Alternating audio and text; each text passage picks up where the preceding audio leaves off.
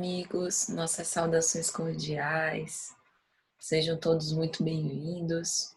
Este é o nosso espaço no canal Lições de Amor, para o estudo da série psicológica pelo Espírito Joana de Ângeles. E hoje nós vamos trabalhar o capítulo de número 7, Homens Aparência, que em algumas edições mais novas está num segundo bloco, intitulado Estranhos Rumos, Seguros Roteiros. Então, eu sou Patrícia Lins, nós estamos aqui com o nosso amigo Robson Cunha. Tudo bem, Robson? Tudo bem, Patrícia. Bom estar na manhã de hoje, né? Mais uma vez, aprendendo bastante.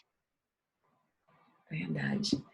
Então, gente, como nós sempre dizemos, sejam bem-vindos aqueles que estão, por acaso, chegando nesse vídeo por primeira vez. Não é nosso propósito aqui fazer um curso teórico ou de formação sobre psicologia ou psicanálise ou psicoterapia de grupo, mas refletir sobre os ensinamentos de Joana de Ângeles com respeito à psicologia espírita, a psicologia do espírito, ou seja, as lições de estudo e reflexão em torno do Evangelho e seus desdobramentos, disciplina, autopercepção e perseverança no bem. Aqueles que se interessarem, a gente sempre recomenda a leitura prévia do capítulo para acompanhar as reflexões. Então, o link da obra se encontra na descrição desse vídeo e também na Editora Leal, à venda. E todos são convidados, junto conosco, para participar com comentários, perguntas, colocações. Nós pedimos humildemente que, sem detalhes específicos da vida pessoal de outrem, comentários esses que nós sempre procuraremos abordar no início de cada vídeo. A forma para enviar isso são as mais diversas, principalmente pelos canais de comunicação do Lições de Amor, inclusive para aqueles que quiserem algo mais reservado, o Lições de Amor tem até um e-mail. Vou colocar aqui na legenda desse vídeo para enviar essas questões para participar conosco. Então, dito isso, vamos começar, mas antes fazendo a nossa prece inicial. Robson, você poderia, por favor?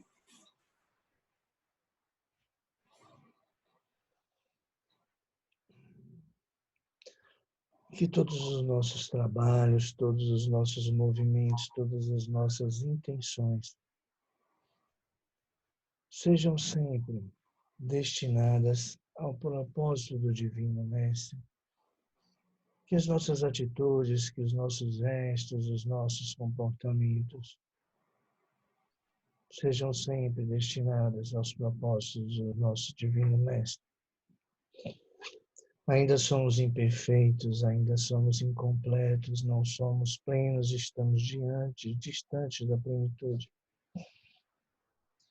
Mas aquele pouco que possamos dar, que possamos fazer, que seja destinado aos propósitos de Jesus. E para isso pedimos e apelamos à misericórdia vossa, Senhor Jesus, para que nos fortaleça, para que nos inspire, para que nos intua, para que nos dê a vossa mão e misericordiosamente derrame uma fagulha, uma centelha do vosso amor sobre todos nós. Permitindo, Senhor, abrir os trabalhos de hoje sobre o vosso amparo, enviando-nos os vossos mentores e permitindo aqueles espíritos que nos são simpáticos e que abraçam a causa da irmã Joana de Ângeles, que nos ampare, que nos assista sempre. Que assim seja. Assim sim. Então, gente, como hoje não temos questões para abordar, vamos iniciar as reflexões desse capítulo. No capítulo anterior, ainda no bloco de fatores de perturbação, o último capítulo que nós abordamos, capítulo 6, liberdade, a gente teve a concepção de Joana, liberdade como fator de perturbação, enquanto essa liberdade não é apropriada para a conquista de si mesmo. né? Uma liberdade falseada, uma liberdade não essencial, não reflexiva. Então, nós terminamos as reflexões com uma conclusão básica, mas muito importante. Nós só somos verdadeiramente livres quando amamos, quando reconhecemos, através do autoconhecimento, quem somos em essência. E assim vamos conquistar a nós mesmos. Talvez essa seja a grande questão palpitante, na obra como na série psicológica. Quem nós somos? Nesse capítulo, sobre homens aparência, Joana faz uma reflexão muito definitiva, né? Muito precisa, cirúrgica, sobre a nossa essência. E uma das coisas principais que ela elenca é que, não raro, a falta de uma consciência idealista para além da vida presente, para além de todas as demandas que a gente precisa dar conta na nossa vida material, tão importante, tão fundamental para o nosso aperfeiçoamento evolutivo, mas que não se detém no terra a terra, né, mas diz respeito ao espírito imortal que ora passa por essa experiência terrena. Então, às vezes nós nos sentimos engolfados pelos impulsos egoísticos em detrimento da importância de colocar o bem acima de tudo. E o nosso bem em especial, né? E é interessante o quanto ela desconstrói a ideia do que costuma se chamar de egoísmo, né? Do pensar em si. Ela coloca o pensar em si não exclusivista, não excludente. Pensar em si e não pensar no outro. Pelo contrário, ao pensar em si, nós também, inevitavelmente, passamos a conhecer a fundo a nossa natureza, que é a natureza humana, e, por comparação, temos condição de ser empáticos, de identificarmos o outro como o nosso igual, porém diferente, ou seja, igual perante Deus, igual em relação à humanidade, às dores que passa, às aflições, porém diferente com as suas próprias particularidades, que podem ser até dissonantes das nossas. Então, esse é um desafio muito importante, né?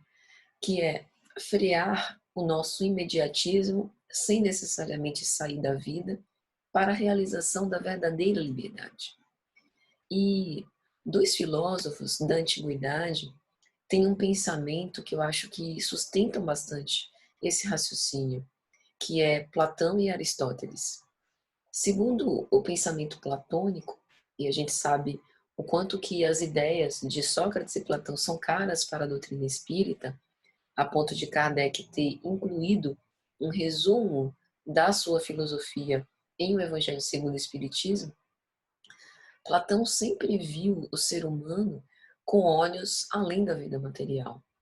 A busca pelo belo, pela verdade, a noção das suas ideias imortalistas já mostravam isso. Então, Platão sempre pensa num conhecimento ou um autoconhecimento que seja desenvolvido num plano inteligível, num plano das ideias, em detrimento daquilo que Aristóteles chamava de sensível. Sensível, na visão aristotélica, não diz respeito exatamente ao sentimento, como hoje a gente utiliza essa ideia no senso comum. A pessoa sensível é aquela que consegue perceber os sinais dos outros, né, dos sentimentos dos outros. Para ele, sensível tem a ver com os sentidos. Então, vem da nossa capacidade de ter contato com o mundo presente. Aquilo que a gente pode ver, que a gente pode tocar, que a gente pode ouvir. Para ele, para Aristóteles, a gente tende a associar aquilo que está relacionado com os sentidos ao que é real.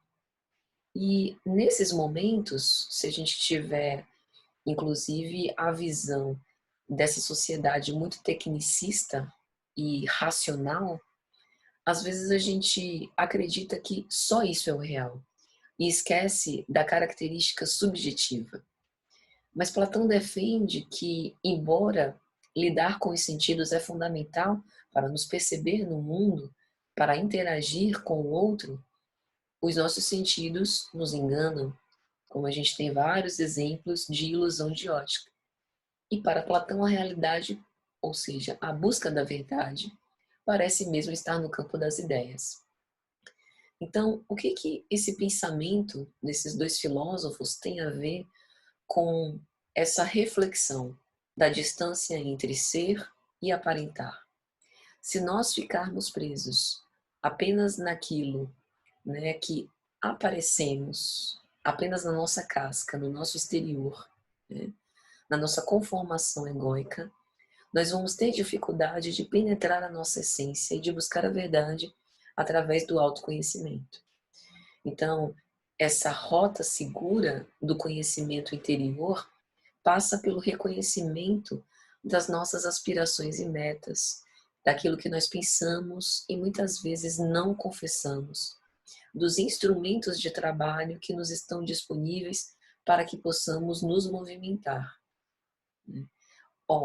Isso nos leva a crer que é lógico que a gente precisa trabalhar e interagir por fora, mas talvez fugir do excesso de distrações materiais que muitas vezes nos impedem ou nos atrasam desse movimento de olhar para dentro.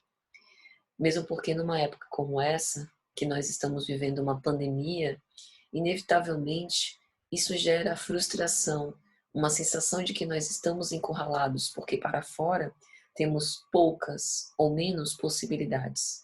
E nos vemos, não raro, tombados em ciladas de violência, como diz Joana, entregues à depressão, depressão não no sentido do transtorno depressivo diagnosticado, mas depressão no sentido mais amplo, representando toda essa angústia de viver, todo esse mal-estar, porque as respostas que o mundo tem a nos oferecer não correspondem ao nosso desejo.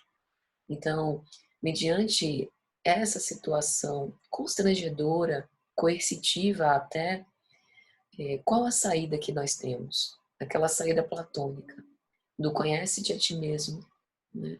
Como a gente tem a menção de Sócrates, e de devassar esses escaninhos escuros do nosso interior. E Freud, na sua obra magistral de 1930, O Mal-Estar na Civilização, vai refletir também sobre isso, né? Dizendo que muitas vezes o poder que nós exercemos, que foi adquirido no espaço e no tempo, o fato da evolução tecnológica das sociedades, a subjugação inclusive das forças da natureza, utilizando as forças da natureza para gerar energia e fomentar o progresso, não aumentou necessariamente a nossa satisfação prazerosa, né, dos homens em relação à vida, nem os tornou felizes. Segundo ele, porque a felicidade é algo essencialmente subjetivo. E se não olharmos para nós, essa felicidade será inalcançável, porque nenhuma solução externa poderá representá-la, visto que é algo tão particular. O que você acha, Robson? Então, Patrícia, é muito interessante e oportuno isso que você traz, principalmente o convite feito a Platão, né, para comparecer aqui a essa conversa, porquanto o mundo dos sentidos e o mundo das ideias talvez nos permita ter uma noção do que Joana traz, né? Então, nós vivemos convocados por um, digamos assim, conclamo social, de atendermos a normas, a padrões, e essas normas e esses padrões voltados ao ter, né, e poder, quando na verdade nós sabemos que o propósito é ser, é tornarmos-nos. Já diz a filosofia, né? Já diz a doutrina espírita, que a essência do ser, ela precisa aflorar. E temos essa essência, né? Joana de Ângeles, nesse capítulo, ou pelo menos no preâmbulo desse capítulo, ela mais uma vez reforça a necessidade do amadurecimento psicológico, né? E ela também insiste em dizer que esse sofrimento do homem, aparência, então, assim, o sofrimento do ser humano, aparência, está exatamente na fragilidade emocional, que, consequentemente, traz a insegurança, a falta de confiança em si mesmo, a dificuldade de autoafirmar-se, também por outro elemento, que é um fator de perturbação trazido por Joana, decorrente do medo de não ser aceito, se porventura eu me levar para a sociedade autêntico, pleno. Então, eu renuncio à afirmação de mim mesmo, à minha autoafirmação. Eu escondo o verdadeiro eu dentro de mim e me apresento no externo, no público, de acordo com o que a sociedade requer. E me adapto. Vou buscar ter e fazer e praticar aquilo que é comum, aquilo que é desejado, né? Pelo conjunto de outros. Essa liberdade, essa liberdade vazia, ela está fundamentada no efêmero, no passageiro, no material. A liberdade plena, ela está numa perspectiva ampliada, que é a plenitude da alma, a plenitude do espírito. Eu preciso ser aceito. Na medida em que não sou aceito, eu produzo alguns transtornos, algumas patologias.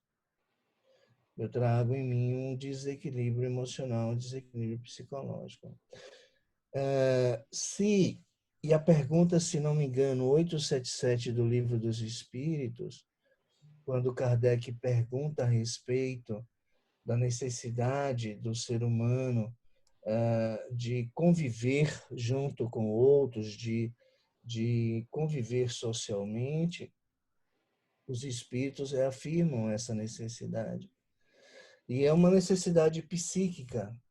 Então, esse processo, essa necessidade da natureza humana de aceitação, traz a figura da persona. Talvez alguém já tenha ouvido, ou ouvido alguém ter ouvido, aquela coisa de com os amigos você é um, em casa você é outro, né? No trabalho você é um, em casa você é outro. Não tem nada de errado nisso. Nós precisamos ser assim. Quando somos o mesmo em todos os papéis exercidos, tem algum problema, né? Então, isso não é desvio de personalidade, isso não é múltipla personalidade, isso é natural, isso é uma estruturação psíquica, é um comportamento adaptativo, mas uma adaptação psicológica, né? Que me permite ser aceito e validado pelo outro. Não passa nunca pela ideia da liberdade vazia, de buscar saber o que o outro quer de mim, para que eu me vista dessa forma e simplesmente me adapte, renuncie aos meus valores, aos meus princípios, aos meus desejos, às minhas vontades, às minhas prioridades em prol do outro. Não é isso. O exercício, a persona, ela existe para que, na verdade, o relacionamento seja adequado. Adequado. Eu costumo dizer também que, para que eu exerça a minha liberdade, o outro necessariamente precisa ser livre. Não existe uma liberdade solitária. Né? Então, a expressão da liberdade que me leva à plenitude requer que o outro seja ele, para que eu me relacione com o outro real e cresçamos, porque somente a partir daí a troca acontece. A Joana, quando traz a liberdade vazia e a liberdade plena, ela nos mostra que é uma questão de escolha. A liberdade vazia, geralmente, como traz a veneranda, ela é escolhida por aqueles que têm uma fragilidade emocional e que alimentam as questões do ego, né? A vaidade, o orgulho, né? Então, esses impulsos egóicos estão na construção de uma liberdade vazia. E seria o mesmo que dizer que seria uma falsa liberdade. Eu tenho a sensação de ser livre. Como livre se acompanha uma manada? Como livre se acompanho uma tendência? Como livre se eu vivo um conflito comigo mesmo? Tá?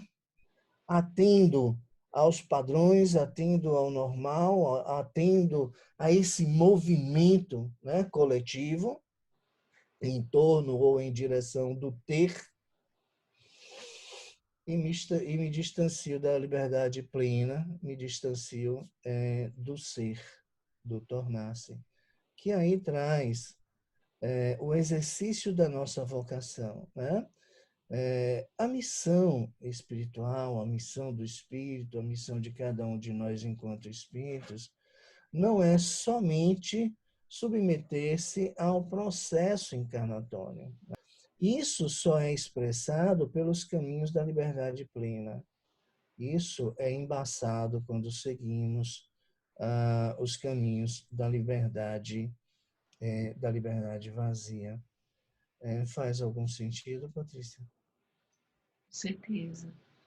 E é importante você trazer o conceito de persona e colocar essa reflexão dentro do contexto da nossa sociedade contemporânea, naturalizando esse processo, porque muitas vezes a gente vê o conflito por parte de algumas pessoas como se estivesse traindo a si mesmo pelo fato de a necessidade de colocar máscaras em certos ambientes sociais, parecesse tornar essa pessoa menos sincera.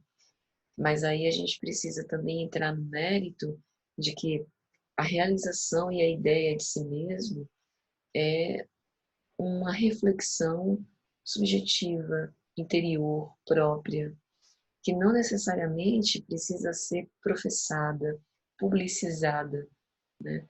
E aí a gente vê que por trás desse mecanismo de, entre aspas, da pessoa ser completamente transparente, completamente autêntica, dizendo tudo aquilo que pensa, há também, no fundo, um desejo de ser aceito e de ser validado pela sua essência, quando na verdade isso deve passar pelo âmbito de uma autorrealização. Então é lógico que o contato com o outro nos revela, faz com que a gente se conheça, e a gente precise, né, dessa afirmação social nos grupos onde nós estamos, mas isso é principalmente, como você bem trouxe, uma reflexão íntima, né, um descobrimento próprio. Né? E quando a gente analisa qual seria, né, essa psicogênese, como a Joana traz, entre ser e aparentar, a gente também passa por alguns desafios, como, por exemplo, a pressa. Ao mesmo tempo que o ser humano se constrange pelas limitações, né, no viver a liberdade plena,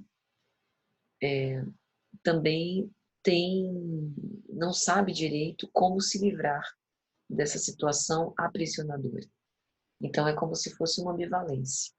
Nós temos necessidade de ser livres, de nos tornarmos livres, rompendo muitas vezes essas cadeias constrangedoras, que não raros são cadeias psíquicas, né, formas de pensamento complexos, nos quais nós mergulhamos e que sentimos que estamos atados, mas ao mesmo tempo não sabemos o que fazer ao termos um rol de opções à nossa disposição. Não sabemos usufruir da liberdade, que acaba virando um fator de perturbação. Então, com Jesus, a gente aprende que a renúncia, o doar-se, o dilacerar-se para se reconhecer, para se reconstruir, né, para verificar como se dá a própria constituição, é imprescindível. E nesse exercício é imperativo que a gente passe pela experiência do amor, né? O amor que também, enquanto auto-amor, é o acolhimento daquilo que somos nesse momento, das nossas conquistas, das nossas sombras, né? Fazendo com que nos leve ao pensamento de que foi esse o produto das nossas realizações até agora. E a partir de agora, temos condição de avançar muito mais, se assim quisermos. Então, quando a gente pensa em algumas configurações, por exemplo, a inibição por parte de alguns de nós de dizer o que pensamos por medo de sermos aceitos ou não, ou com receio de não conseguir tolerar a opinião contraditória, a crítica, talvez essa inibição nos leve a reconhecer melhor o nosso alto valor, a fim de que nós tenhamos a segurança necessária para que nos fortaleçamos moralmente, né? E essas fragilidades que dissemos no início possam ser vencidas. Quando a gente pensa, por exemplo, na indignação, principalmente uma parte de algumas pessoas nesse período de pandemia, seja direcionada à própria enfermidade, seja direcionada à atuação das lideranças, talvez para o nosso próprio aperfeiçoamento, né, para que a gente se sentisse mais planificado, pudéssemos converter toda essa insatisfação numa causa idealista, em todo o bem que pudéssemos fazer nesse momento. E esse movimento também aplacaria muito da nossa angústia. Quando a gente pensa também no descontrole emocional, né, que muitas vezes são conquistas vazias que temos logrado, mas que não têm nos causado autorrealização. E que poderíamos e deveríamos confessar essa nossa inabilidade até então, para que a partir daí pudéssemos nos munir de esforços, mais uma vez, para que buscássemos, né, esse conhecimento próprio e o trabalho de nós mesmos. Leandro Carnal, historiador e professor brasileiro, ele tem uma reflexão bem contemporânea sobre a aparência, quando ele vai dizer que, na verdade, o mundo exterior, né, o mundo material, o mundo efêmero, que para a nossa experiência evolutiva é tão caro, ele se mede pela aparência. Porque é um mundo, como vai dizer Aristóteles, que a gente percebe pelos sentidos. E do mesmo modo, nós no mundo, nós no sentido profundo, espíritos imortais, né, com dilemas existenciais. Desencarnados, nós estamos no mundo e também acabamos medindo os outros por tudo aquilo que nós conseguimos perceber, também através dos sentidos. Então, o fato de nos voltarmos mais para as aparências e menos para o ser, também altera, como se oferecesse uma distorção da nossa própria percepção, não apenas em relação a nós mesmos, mas também em relação ao outro.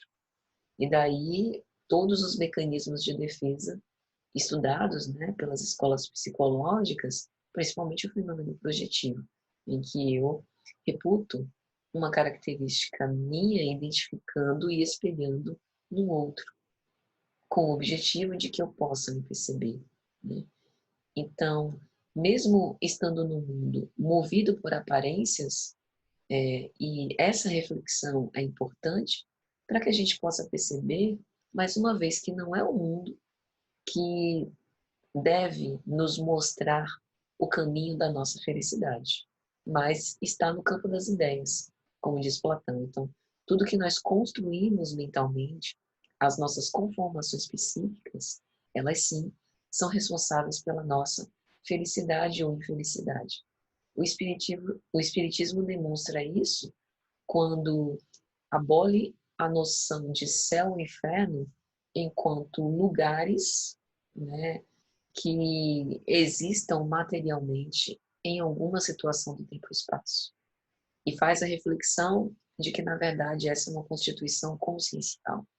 Somos nós que vamos erigindo, conformando o céu ou o inferno, onde nós vivemos psiquicamente e para onde, inevitavelmente, nós vamos depois que atravessarmos as porteiras da morte. Ou seja, quando nós dispusermos esse envoltório físico e formos mais nós mesmos.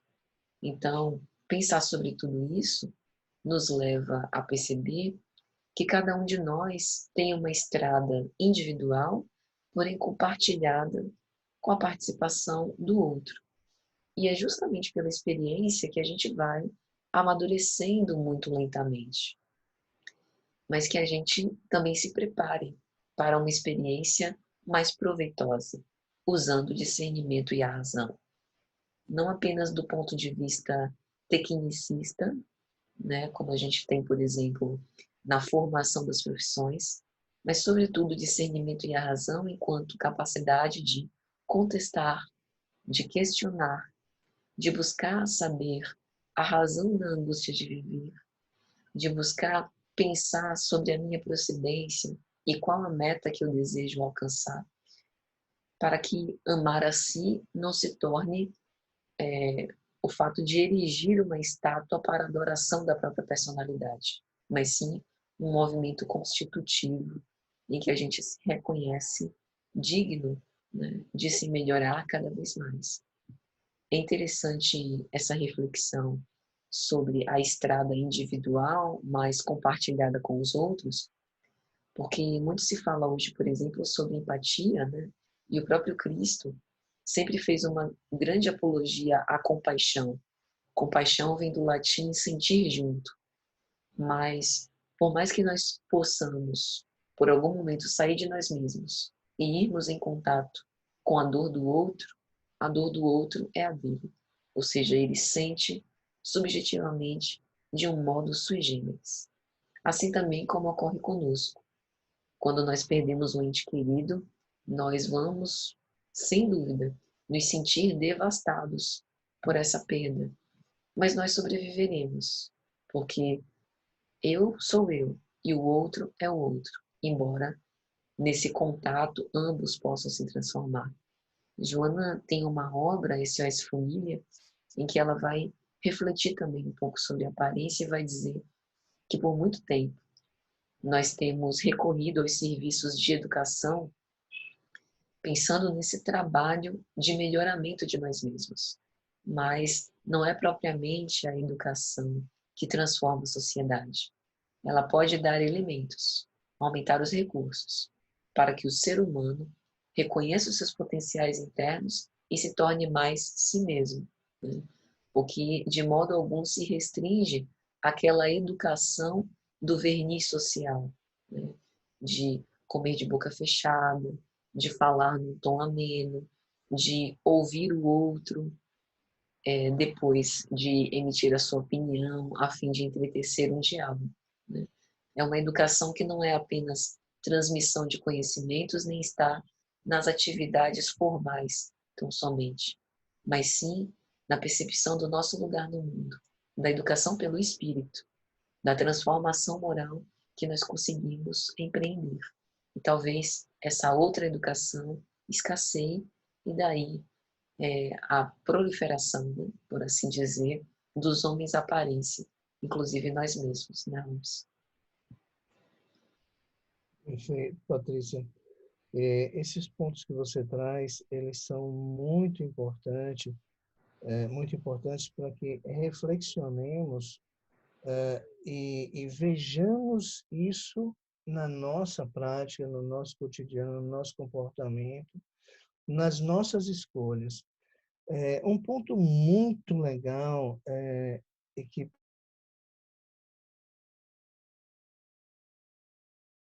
aqui com duas propostas de liberdade, a liberdade vazia e a liberdade plena. Joana nos mostra a liberdade plena pelo seu oposto, né? Através da liberdade vazia, fica muito mais fácil a gente perceber aonde cada um desses dois levam, a leitura da realidade, tudo que se acontece e que nos convida a essa liberdade vazia, essa realidade, filosoficamente, ela é questionável, porque para duas pessoas com estruturas psicológicas diferentes, o mesmo fenômeno é lido, interpretado, percebido de forma diferente. Então, a estrutura psíquica, quando Joana traz a figura da psique infantil, nos leva ao caminho da liberdade, a atender aos conclamos que nos levam à liberdade vazia. Mas é determinismo, Robson? Não, porque a todo instante nós podemos transgredir. A nossa capacidade também de transgredir, ou seja, de negar esse convite, essa convocação, que nos leva à efemeridade, às coisas da matéria, aos prazeres do curto prazo, aos prazeres da carne, também chegaremos nesse ponto de verdadeiramente transgredir gradativamente. Porque, assim, para montarmos uma interpretação da realidade que vai ser compatível com a nossa estrutura psicológica, nós precisamos viver as experiências. E Joana de Ângeles tem uma passagem muito interessante que talvez resuma com uma beleza incrível o processo, o processo evolutivo. Tá? Eu vou me permitir ler porque jamais conseguiria reproduzir o que ela traz. Cada indivíduo conquista a liberdade lentamente. Por isso, não tenhamos pressa. Não transformemos esse propósito de enveredarmos pela liberdade plena, a caminho da plenitude e da santificação, com mais uma neurose, basta as que nós já temos, né? Cada indivíduo conquista a liberdade plena, lentamente, acumulando experiências, dois termos que a gente precisa anotar. Pelo menos aqueles que gostam de fazer anotações. Experiência e vivência, base do processo de individuação, base do processo evolutivo. Experiência e vivência. Acumulando experiências que amadurecem o discernimento e a razão de que se utiliza no momento de vivenciá-la, de vivenciar a liberdade. Então, veja que é uma coisa cíclica. Nós estamos imersos num campo de experiências, é por isso que se fundamenta a necessidade reencarnatória. Se houvesse evolução apenas teórica, ficaríamos no plano espiritual, como diz André Luiz, e eu incansavelmente repito, lá estão as melhores academias com os recursos tecnológicos que a língua não permite descrever. E eles, autores dos livros dos velhos doutrinários, né? Os melhores catedráticos do viver espiritual estão no plano espiritual, ficaríamos por lá. Mas precisávamos descer ao plano do campo das experiências para esse necessário burilamento. E é lento e gradual, como diz Joana, nós passamos pela experiência e vivenciamos os fenômenos que a vida nos oferece. Muitos deles desejados por nós no planejamento reencarnatório, a título de expiação e provas, e muitas reparações, né? Reparações dos resultados, dos efeitos das nossas relações sociais em encarnações anteriores, né? Aquelas dores que, muito embora perdoadas, pelas nossas vítimas, enquanto nós, algozes, muito embora perdoadas, eu preciso sentir novamente, né? Porque o perdão não me exime do processo de reparação. E tudo isso está no campo de experiência. Então, esse caminho da liberdade plena, ele é construído a cada instante. Estamos aqui no momento teórico de aprendizado coletivo. Me coloco também, quando ouço Patrícia, quando me ouço aprendiz, na posição de aprendiz, porque a gente aprende com aquilo que a gente fala, porque o cérebro recebe novamente e reprocessa, né?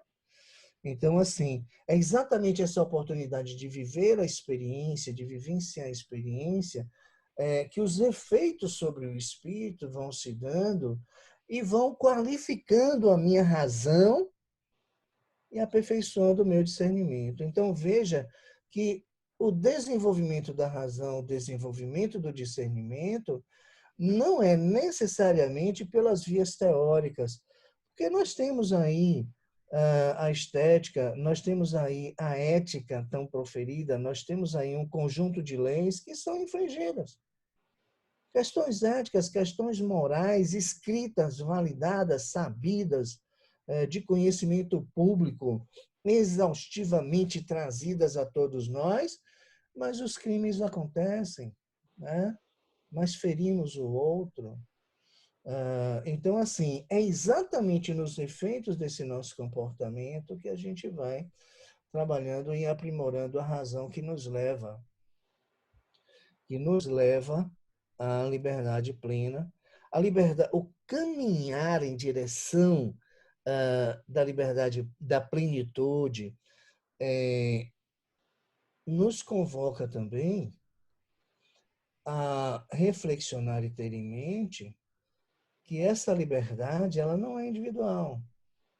Nós precisamos também, quando Patrícia traz a proposta da compaixão, sabermos o que estamos fazendo com essa minha liberdade, ainda que uma liberdade plena, ainda que não uma liberdade vazia. O que eu faço? Faço só para mim? Nós precisamos trazer o outro para essa caminhada do desenvolvimento da nossa liberdade plena, né? Porquanto ela não pode ser solitária.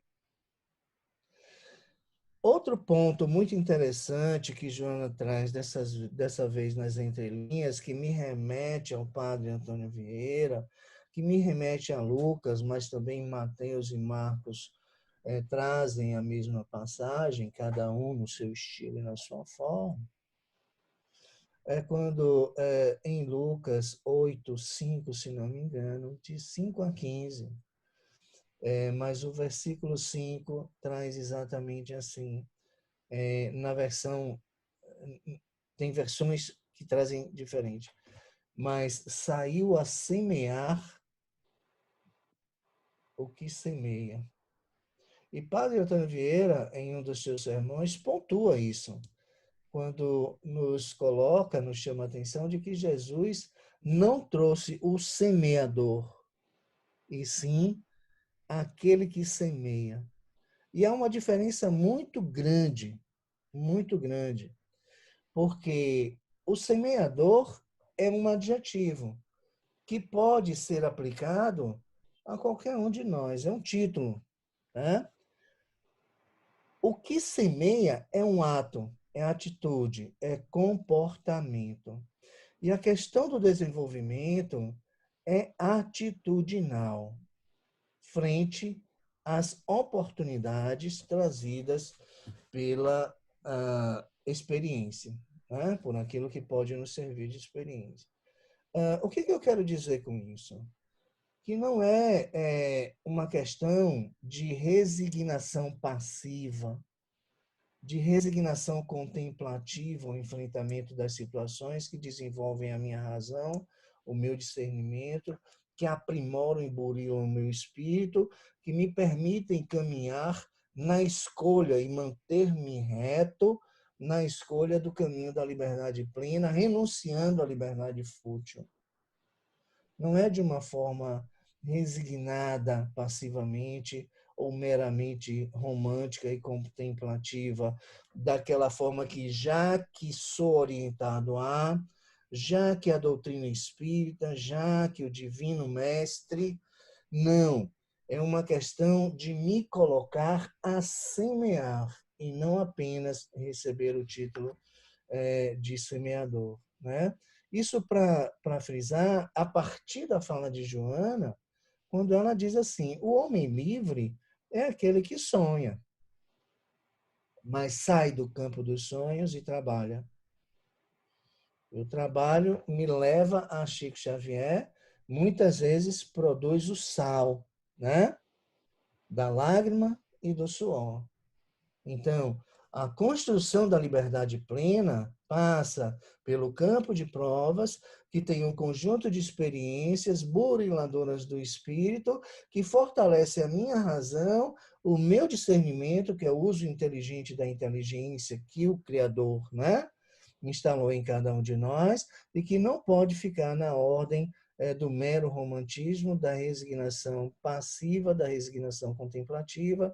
E vamos ouvir a proposta de Joana quando ela diz que o homem sonha e trabalha, confia, porém persevera, né? No propósito da criação e do alcance, né? Da plenitude da alma. É isso, Patrícia.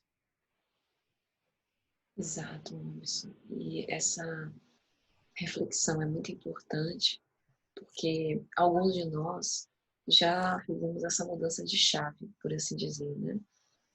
No cenário social contemporâneo, alguns já nos incomodamos perante as nossas atitudes passadas e desejamos um comportamento diferente. E até já iniciamos algumas práticas dentro dessa conduta.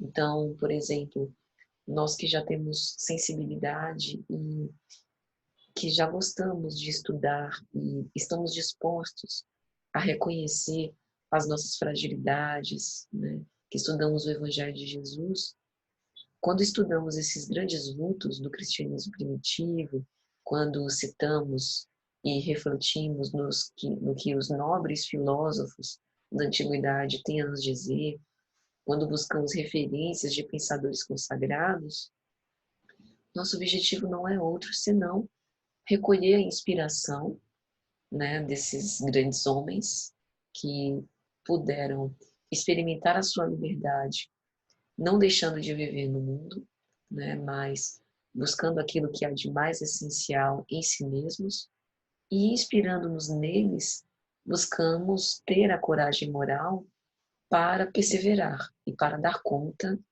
daquilo que nos está apresentado, né, para vencer os desafios impostos. E é interessante porque Joana vai dizer que muitas vezes, contra o nosso ímpeto, contra o nosso ideal, também vêm forças opostas, né? Por conta desse mundo de aparências, há de se pensar que a opinião da maioria não esteja exatamente sintonizada com as reflexões mais profundas. E as opiniões que muitas vezes nós recebemos, desde o círculo familiar até o círculo social, podem, se nós não estejamos, se nós não tivermos consciência e cuidado, nos desestimular e nos tirar desse nosso objetivo de vida. E aí a gente se percebe alterando os comportamentos para que haja uma conformidade das opiniões. Aquela velha história de se sentir aceito, identificado. Né? Então, quando o Robson fala da transgressão, e eu acho muito interessante, é também de sustentar e de pagar o preço do desejo de se reconstruir e de se constituir mais planificado, não obstante as opiniões daqueles que podem ser, inclusive, nossos afetos queridos que nos circundam. O que não significa ignorar o outro ou as suas opiniões, mas considerar não necessariamente requer acolher e satisfazer, e aceitar e transformar a nossa vida em função do que o outro acredita que seria melhor para nós. Considerar passa muito mais pelo fato de escutar, né? Mas não necessariamente atender. Ou seja, eu considero a opinião que o outro tem a meu respeito, a visão que ele tem do mundo. Com essa visão, eu também posso ampliar a minha, subjetiva, por como eu percebo, né, os fenômenos sociais, como eu percebo a mim mesma, mas não necessariamente eu estou introjetando, né, de uma forma impermeável aquilo que o outro tem a me dizer, como se representasse o que eu sinto. Então, a Joana faz um apelo. Quem conserva o idealismo, os sentimentos éticos, é capaz de receber a crítica sem se perturbar. Então, ainda que nesse processo nós possamos ser acusados, né, até de fanatismo, excesso de sentimentalismo, como ela traz, como se esse despertar para um ideal mais sublime representasse desamparo, fraqueza, porque tem também muito esse discurso na nossa sociedade, né? Aquele que é forte é aquele que é imune a essas questões de ordem emocional. E talvez daí venha até o estigma da doença mental, o estigma de não procurar, né, a saúde mental enquanto terapias, enquanto tratamentos psicológicos para nos ajudar a nos equipar de recursos para vencermos esses dilemas existenciais, ou quando até possam nos acusar de hipocrisia. Ah, mas você fala, mas não faz. Né? Bem-vindo ao time. Fazemos todos parte desse time, daqueles que falamos, mas estamos tentando fazer. E talvez isso seja o mais importante, porque em todos os momentos da doutrina espírita e do próprio Evangelho do Cristo, quando Cristo aborda os fariseus com o título de hipócritas, ele o faz ao analisar as intenções. Então, como nós estamos ainda no processo evolutivo e estamos num estágio, e esse estágio é temporário de imperfeição, é de se esperar que nós ainda não pratiquemos ipsilíteres tudo o que a gente fala. Mas essa é uma questão de tempo e de perseverança.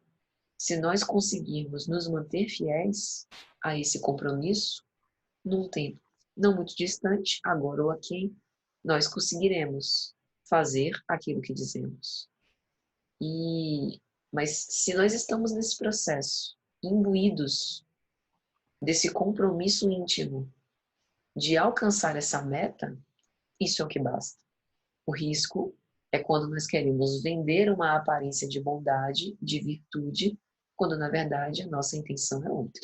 É nos locupletar com os recursos que nós dispomos, é manipular as pessoas a fim de constrangê-las à realização dos nossos próprios interesses. Então, sob esse ponto de vista, é impossível que alguém identifique quem é falso ou verdadeiro nesse sentido.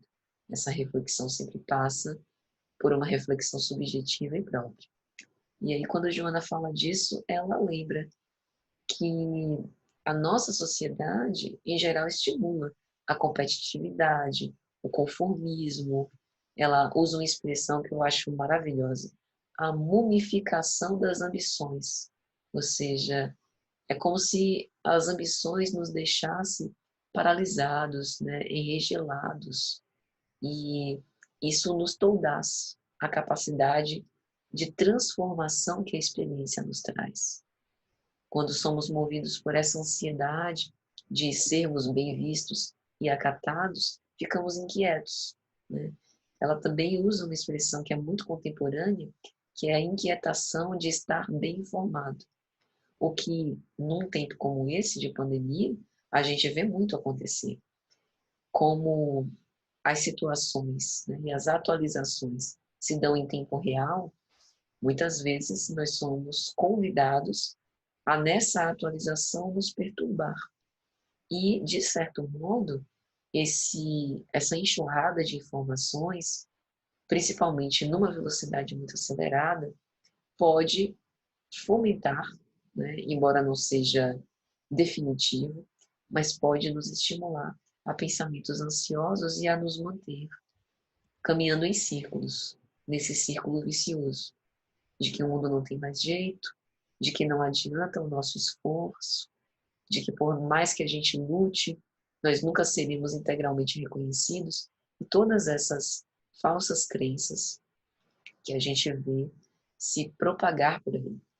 Então é importante parar, refletir em si mesmo, né? Se nós estamos dispostos a pagar o preço por essa ascensão evolutiva, porque isso vai pressupor nadar contra a maré.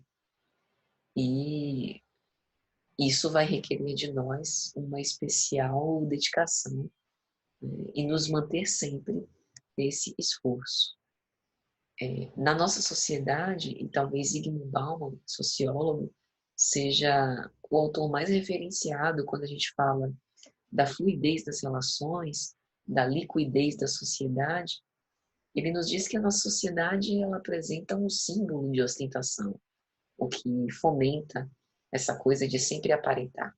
Vive-se hoje a cultura da aparência. Isso está na forma como interagimos, na construção das redes sociais, né? E isso suscita a superficialidade das relações. Mas quem pode se negar a esse movimento? Quem além de nós mesmos, né? Essa coisa do descartável, de objetificação das pessoas, né? Tão presente na nossa sociedade atual e que nós estamos sendo convocados a repensar tudo isso. E quando Joana traz a terapêutica eficaz, ela utiliza justamente como base esse mergulho no âmago do nosso ser, né? Para além das reflexões mais imediatistas, a reflexão mais demorada, que pode evitar aqueles suicídios espetaculares, como ela vai dizer, ou os escamoteados, porque às vezes o nosso ato de deixar de existir não é tão direto, mas a gente acaba se entregando ao ódio, à mágoa, à tristeza profunda, ao desânimo, à hora vazia, e assim também a gente desiste de ser. Então é importante que a gente concilie nesse processo o desafio de ser autêntico, porém numa comunicação não violenta, que pressupõe falar sem machucar, ouvir sem se sentir ofendido, vendo sempre o que está nas entrelinhas, o que está por trás daqueles comportamentos, quais são também os meus conteúdos internos mal resolvidos, para que nós possamos agir com mais coerência e não movidos como reações dos outros. E, nutrindo esses objetivos mais elevados, buscarmos a nossa própria identidade, a nossa estruturação pessoal, a definição dos nossos valores mais internos, para fazer, como Joana disse, seguir a verticalidade da interiorização realmente libertadora e não nos manter nessa horizontalidade mesmista, né, Rosa? Perfeito, Patrícia. Eu acredito que depois dessa nossa conversa, deve ter ficado claro que não temos diante de nós dois grupos de pessoas, né? Não é para isso que nós vamos olhar, para aquele grupo que segue o caminho da liberdade, que segue o caminho da liberdade plena. Não é essa a proposta. A proposta de Joana é nos mostrar que existem dois caminhos e cabe uma escolha. A escolha que fizermos nos permitirá ver o conjunto de pessoas que está indo pelo outro caminho, mas que merecem respeito, que estão no seu momento, estão correspondendo perfeitamente, não poderia ser diferente ao seu grau evolutivo. Mas ainda esses que estejam trilhando o caminho da liberdade vazia, com certeza a própria vida, o próprio viver, as leis naturais, o self-estruturante, estarão sempre mostrando os desvios de volta para o caminho da liberdade plena. Muitas vezes nós enveredamos pelo caminho da liberdade vazia por equívocos conceituais. Nós confundimos os auto, o eu primeiro, o eu como primeiro mais próximo de mim, né? Amar o próximo. Nós confundimos ou conceituamos equivocadamente como egoísmo, né? Como abandono do outro, distanciamento, desrespeito. E aqui eu vou iluminar aquilo que Joana traz, né? A liberdade plena, ela começa na escolha de si próprio. E como se essa fala não bastasse, ela traz Jesus quando ele diz amar ao próximo como a si mesmo. Esse trechinho é exatamente a fundamentação do alto amor, do alto perdão, do autoconhecimento, né? Do autodesenvolvimento, da autorresponsabilidade. Nós temos agora, né, Patrícia, ao final, dois caminhos, né? Não nos cabe olhar para os trilhantes do caminho vizinho e julgarmos, não é essa a proposta. Mas se não olharmos para nós e sabermos aonde estamos e para onde queremos ir. Essa eu acho que é a proposta desses minutinhos que conversamos aqui, trazendo não como nossa, mas como a proposta da veneranda Joana de Ângeles. É isso, Patrícia. Perfeito, Robson, isso mesmo. Você falava, eu me lembrava da primeira epístola de João, né? Capítulo 3, versículo 11, quando ele ratifica a proposta cristã. Esta é a mensagem que vocês ouviram desde o princípio, que nos amemos uns aos outros. Interessante porque o Cristo sintetiza amar a Deus acima de todas as coisas e amar ao próximo como a si mesmo, na resposta ao doutor da lei, quando ele resume nesses dois ensinamentos toda a lei e os profetas. E após isso, com base nisso, ele estende o raciocínio para ensinamentos que são novos, né? Que são padrões que ele nos estimula a exemplificar, que é basicamente o amor aos inimigos, na figura de amar também o nosso lado mais sombrio, porque muitas vezes nós vemos o nosso lado sombrio naqueles que nós dizemos que são os nossos inimigos, mas que na verdade não passam de companheiros de jornada. E quando ele, no Sermão do Cenáculo, num ambiente mais íntimo, portanto, aos seus apóstolos, roga que nós nos amássemos como ele nos amou. Então, essa meta do amor unificado, por assim dizer, do amor plenificado, ele precisa passar por um degrau muito básico, que é o degrau de me ver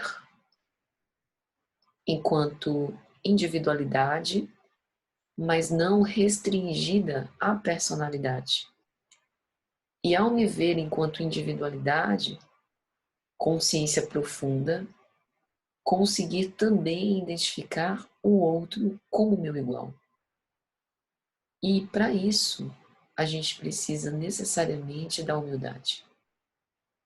Quando a gente se detém na aparência, talvez a gente se fixe demais na diferenciação e não naquilo que nos faz unificados pelo amor divino. E daí vem a dificuldade da prática da compaixão, da indulgência, do perdão às ofensas e do entendimento das necessidades e aflições do outro. Então, quando a gente mergulha na consciência profunda, percebendo a nossa natureza, fica mais fácil. de nos tornarmos livres e também de fugirmos dessa aparência morta para que possamos entrar em contato profundo com nós mesmos. Então, que nessas reflexões, de fato, a gente pense na importância de estar no mundo e conviver uns com os outros, demonstrando aquilo que nos é possível fazer nesse momento, em termos de comportamento, mas jamais nos detendo de uma forma paralisante nesse estado temporário, seguindo sempre a lei, em busca dessa verdadeira liberdade que está no exercício do amor e no acolhimento de quem nós somos agora, para sermos melhores no futuro que se constrói desde o presente. Então, minha gente, é isso. Esperamos que tenham sido proveitosas as nossas reflexões, né? E até a próxima, se Jesus assim permitir. Vamos orar para agradecer, elevando nossos pensamentos ao alto, mentalizando nosso Mestre e Senhor, que com tanto amor veio ter conosco, compartilhando as suas verdades, as suas reflexões mais profundas, a condição de reconhecimento das potencialidades humanas, pela prática da experiência conosco, pobres criaturas. Senhor Jesus, nós te agradecemos pela oportunidade que temos de reflexionar sobre os seus ensinamentos. Te agradecemos por tudo que nos ensinastes e pelo fato dessa sua mensagem imorredoura ainda hoje ecoar em nossos sentimentos mais profundos. Fortalece-nos para esse desafiador exercício de amar. Encoraja-nos para que possamos não nos afeiçoar à personalidade transitória, mas reconhecemos o teor essencial que nos constitui e permanece sempre ao nosso lado, para que não nos percamos e para que possamos sempre nutrir e entender aquilo que há de mais essencial nos seus ensinamentos. Que o Senhor esteja sempre conosco, hoje, agora e sempre. Que assim seja.